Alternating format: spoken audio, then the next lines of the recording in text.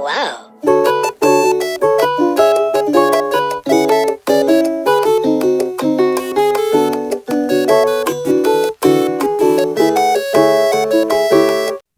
Halo teman-teman, kembali lagi di channel Login Se. Nah, teman-teman, kali ini perkenalkan nama saya Neza yang akan menjadi host di video kali ini. Nah, teman-teman, kali ini kita kedatangan tamu spesial, yaitu seorang dosen Vkom UKMS, yaitu Pak Adit.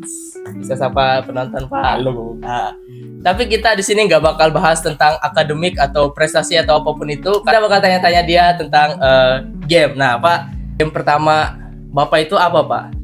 Saya pertama kali main game tahun 98. Super Nintendo ya. NES, Super Nintendo Entertainment System. Kalau saya masih ingat ya, game pertama kali bermain itu adalah Mario Bros. Mario yang lama tuh, yang kalau yang pertama ada ini ya, ngambil jamur itu ya. Iya. Kemudian Contra, 2 game itu sekali main. Jadi karena waktu itu mainnya di NES, jadi kan harus pakai kaset gitu ya. Yeah. Pertama main Mario, susah ya dulu buat saya, anak umur 3-4 tahun. Tahun ya.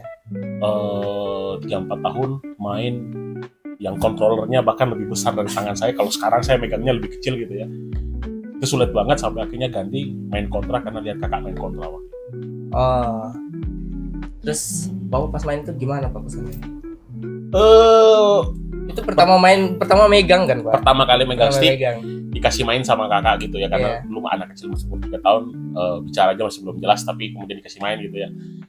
Kesan pertamanya kaget luar biasa ya, karena saya sejak kecil itu penggemar animasi memang ya. Kalau bahkan dulu ketika Power Ranger belum populer di Indonesia, ada animasi kayak Power Ranger namanya Voltron. Kalau gen milenial pasti tahu lah Voltron itu apa mungkin ya. Nah itu pas lihat itu dan lihat kemudian Mario Bros dan Contra, itu rasanya pengen nyemplung di dalam, pengen ikut karena saking serunya gitu ya. Tapi karena sulit ya. Kalau bahkan sekarang kalau kalian main Mario Bros itu, kalau tangan kalian nggak terlatih banget, itu susah sebenarnya ya. Makanya dulu main itu susah banget.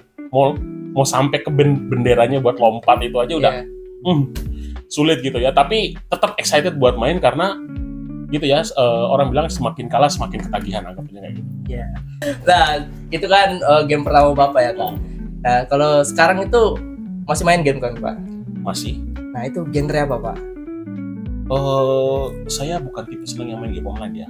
Iya. Karena seingat saya game online terakhir yang saya main itu tahun 2014 di Facebook, namanya agak aneh sih, main RPG gitu, Sexy Kingdoms. Namanya Sexy Kingdoms tapi sebenarnya nggak ada seksi-seksinya ya. Itu literally saya main karena sejarahnya, kayak karakter-karakter kalau main Dynasty Warrior, Guan Yu, Sugeliang dan kawan-kawan itu. Nah, kami milih karakter itu, kemudian Battle RPG itu dulu main online. Itu terakhir ya, kayak main game online. Tapi selanjutnya saya rata-rata main yang game yang selalu beli ke offline gitu. Bahkan kayak kadang-kadang saya main titel klasik ya, kayak Contra, Sunset Summer kalau di Sega, kemudian ada Moonwalker Sega gitu. Main bagi saya genre klasik itu, kalau genre sekarang game itu menurut saya cenderung gampang. Kenapa? Ada HP barnya, kamu diserang musuh sekali nggak akan mati gitu ya, HP barnya selesai baru mati. Jadi health point-nya atau health bar-nya itu bikin kita terlalu mudah untuk menyelesaikan. Karena saya main beberapa game yang katanya susah gitu ya, bagi gamers, terus saya coba main gitu, rasanya pasti tamat gitu, dalam arti bahwa dengan mengulang terus aja, kamu tahu posisinya, kamu pelajari itu, kamu bisa tamatkan dengan mudah. Kamu nggak akan bisa lakukan itu di Sega maupun Nintendo. Mungkin titel yang saya terus ngikuti sampai sekarang itu Resident Evil. Itu karena kalau main beneran scare jam-nya dapet gitu ya. Dulu sempat saya main Silent Hill horror, tapi karena mungkin terkendala grafik tahun itu ya, jadi nggak kelihatan horror banget. Lalu mungkin kalau banyak generasi milenial, mereka lebih sering main Dynasty Warrior.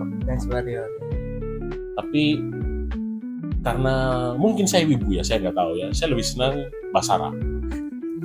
Ya, saya main Basara 1, Basara 2, Basara 3. Kemarin lihat Basara 4 kayaknya akan saya download gitu ya, main gitu ya. Basara Semeradi 4 Semeradi ya, itu the best title lah menurut saya. Best. Siapa sih karakter yang namanya Dante itu dalam game apa?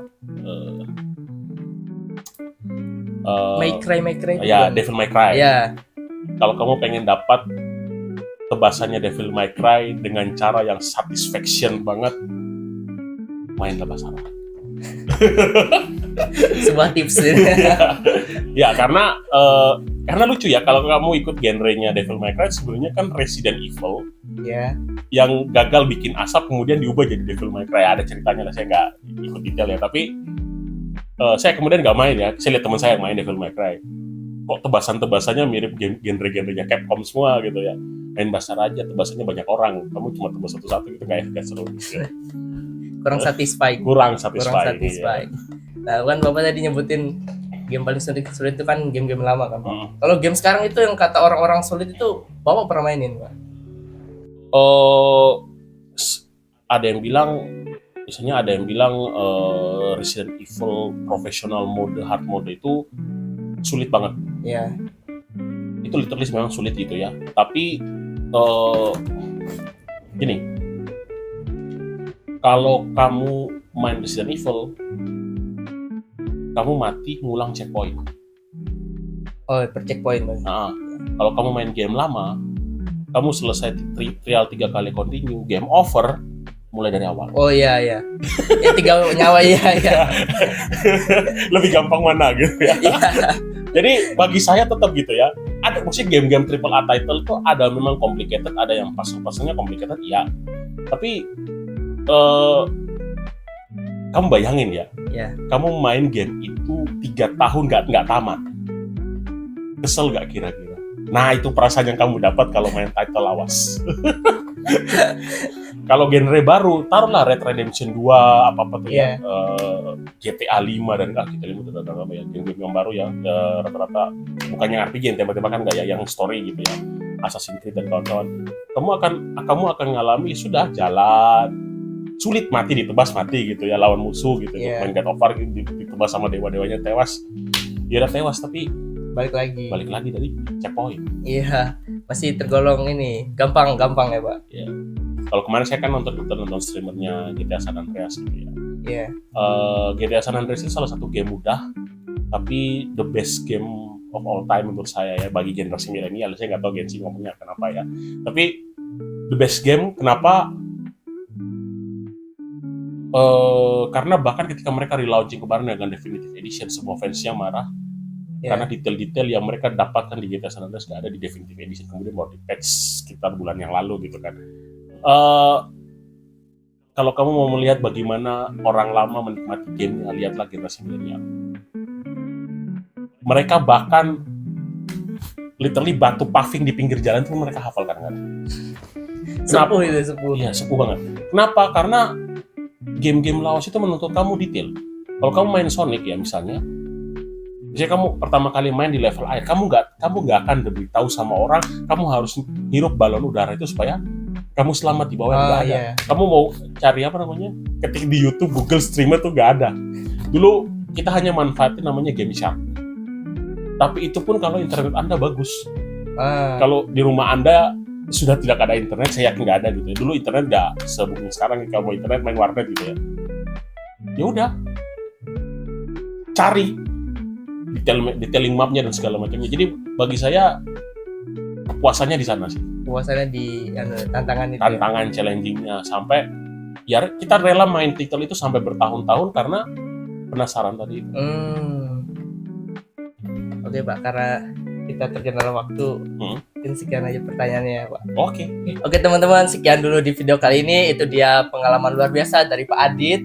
Ya, kita bisa mencontoh beliau ini sepuh dalam dunia game tapi tidak melupakan kehidupan nyatanya juga. Oke teman-teman, see you di next login set.